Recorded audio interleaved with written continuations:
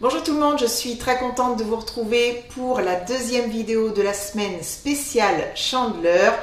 N'oubliez pas, c'est mardi prochain, le 2 février. Aujourd'hui, je vous propose la recette des crêpes à la farine de châtaigne. Alors pour être honnête avec vous, c'est une grande première puisque je n'ai jamais utilisé de farine de châtaigne dans ma cuisine. Alors j'espère que tout va bien se passer, je ne suis pas vraiment inquiète. Une pâte à crêpes, c'est très simple à faire.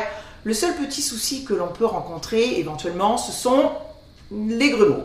Mais ça, c'est pas grave, il y a toujours des solutions. Ce que je suis vraiment curieuse, c'est de voir le goût et la texture de ces crêpes. Alors, verdict à la fin de la vidéo lors de la dégustation. Donc, je vous donnerai mon avis honnête et sincère comme toujours. Donc, restez bien avec moi. On va commencer comme d'habitude par regarder les ingrédients qui sont sur mon plan de travail. Vous pouvez retrouver la liste complète ainsi que les quantités qui seront notées en barre d'informations sous cette vidéo. J'espère que vous êtes prêts. Moi, je suis à fond. On va faire ces crêpes ensemble. Allez, c'est parti!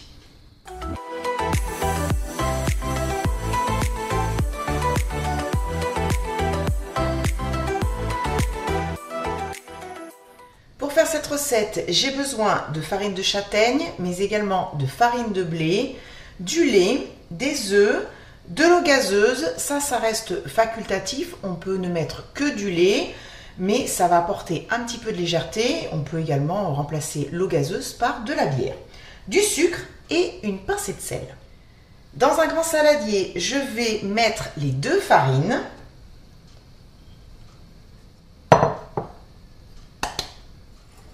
Alors, je les mélange avec le fouet. Je vais ajouter une pincée de sel. Et puis, une cuillère à soupe de sucre. Alors, moi, j'ai un sucre vanillé fait maison. Vous pouvez mettre du sucre classique, hein. Pourquoi pas du sucre roux ou un sachet de sucre vanillé, tout simplement.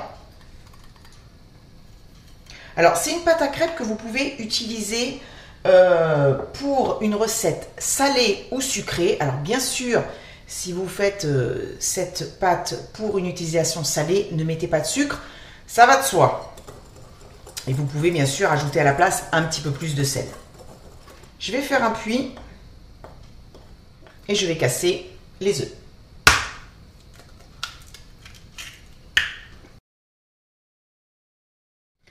Je vais commencer à mélanger au fouet. Et puis ensuite, je vais ajouter le lait petit à petit. Alors, c'est une pâte à crêpes classique, hein. C'est le même processus que si on n'utilisait que de la farine de blé. Alors, il faut savoir que la farine de châtaigne est une farine sans gluten. Donc, bien sûr, si vous voulez faire la version totale sans gluten, il faudra utiliser une farine de blé sans gluten. J'ai fini d'incorporer tout le lait. Alors j'ai quelques grumeaux. Je pense que j'aurais dû tamiser la farine de blé. Je pense que je vais la passer à travers un tamis après parce que j'aime pas du tout avoir des grumeaux. Bon, en fait, j'ai changé d'avis. Je vais mettre un petit coup de mixeur plongeant. On peut très bien la passer à travers un tamis, hein. Parce que là, en effet, ça me plaît pas. Alors, c'est peut-être pas forcément la farine de blé, c'est peut-être plutôt la farine de châtaigne. Voilà. C'est peut-être mieux de tamiser les deux, en fait. Et bien voilà. Ça me paraît beaucoup mieux. Je préfère. Je vais maintenant couvrir le saladier d'un torchon propre et laisser reposer ma pâte 1 heure à température ambiante. Si vous voulez faire reposer votre pâte plus longtemps, vous pouvez, mais dans ces cas-là, il sera préférable de l'entreposer au réfrigérateur. Allez, je nettoie tout ça, je laisse reposer ma pâte et on se retrouve tout à l'heure pour faire les crêpes. On va maintenant passer à la cuisson des crêpes. J'ai mis une crêpière à chauffer sur un feu moyen. Je vais mélanger ma pâte à crêpes avec le fouet. Voilà, et puis là, dans une petite coupelle, j'ai mis de l'huile de tournesol. J'ai préparé un papier absorbant, puisque même si c'est une crêpière anti-adhésive, j'aime bien toujours passer un petit coup comme ça avec de l'huile. Et je le fais entre chaque crêpe. La crêpière est chaude. Je prends une louche de pâte.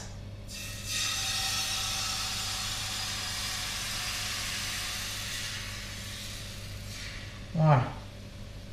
Donc en fait, je ne mets pas la louche entière, hein, parce que sinon ça fait trop et je ne veux pas que mes crêpes soient trop épaisses. Donc là, je vais laisser cuire sur un feu moyen pendant 1 minute, 1 minute 30. Dès que le bord va commencer à dorer, il sera temps de la retourner. Waouh! Magnifique! Là, je laisse cuire à peu près une vingtaine de secondes, 20-30 secondes. Ça va très vite sur la deuxième face.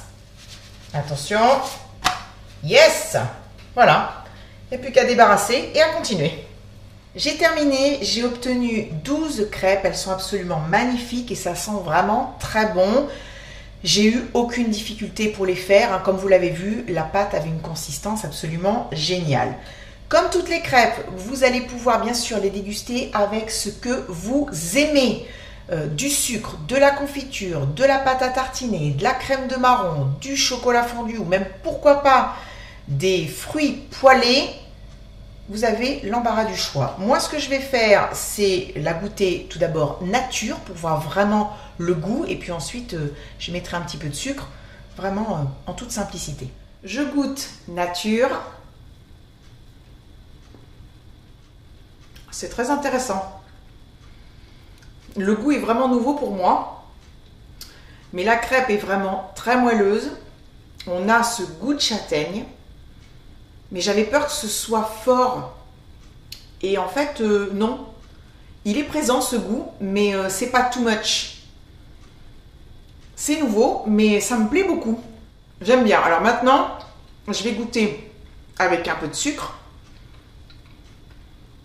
Mais nature, je vous assure, c'est bon, hein?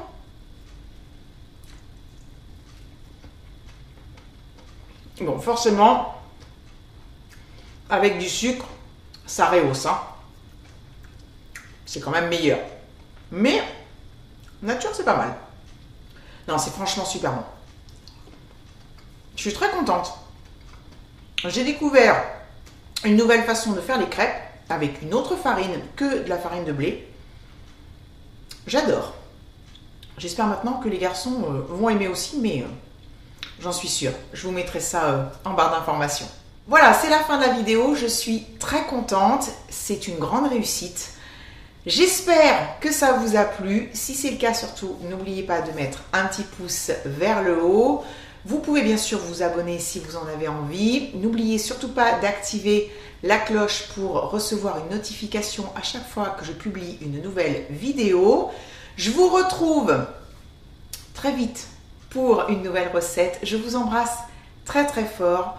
Continuez à cuisiner, régalez-vous et puis prenez bien soin de vous. Bisous, bye bye.